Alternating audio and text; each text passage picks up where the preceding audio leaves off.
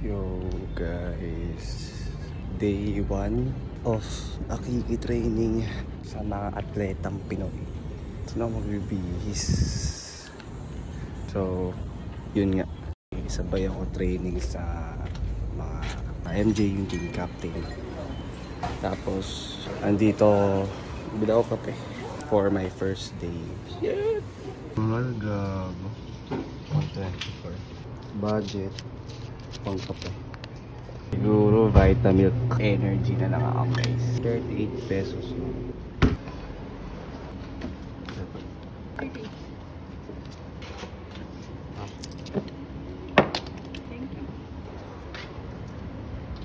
So yun, ito muna. Vitamilk 38 pesos for our first day. Time check 4:35 pa naman daw. Sabi sa Binondo Bridge daw kami. Uphill. Ayan lang. Bihis muna ako. Hell yeah. Sarap. Gunup na gunup ako eh, no? Puta feeling athlete. Babalikan ko kayo. Dito ako sa office. Magbihis. Ayan yung office. Ito ba yung office ng dorm? Wow. Ayan, base na ako.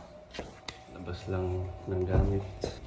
Tayo na kasi nagdatago ako sa magulang ko. Hindi ko pinapalam na nakikitraining na ako. Kasi, ayun nga, puro bagsak na ako. Di naman puro bagsak. May mga bagsak. Sabi niya, pag sumali para ako dito, dadami ro bagsak ko. Ayun yun yung gusto kong patunayan sa kanila na kaya ko ipagsabay. Ayun, gagawin natin. Papatunayan na sa kanila.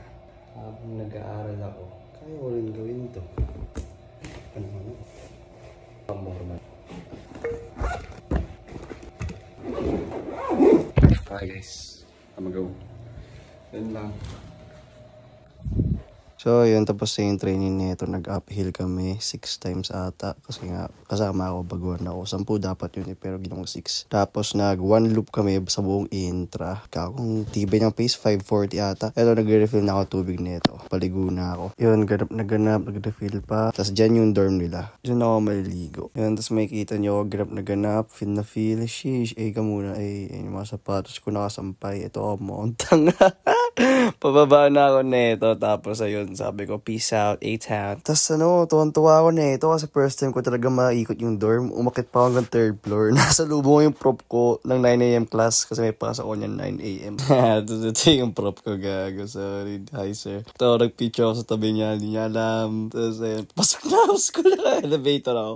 Para akong monggi, feel na feel. Nakahawak pa yung sapatos sa kamay. Hindi natin ako si sa'yo, uy, athlete ka na. See?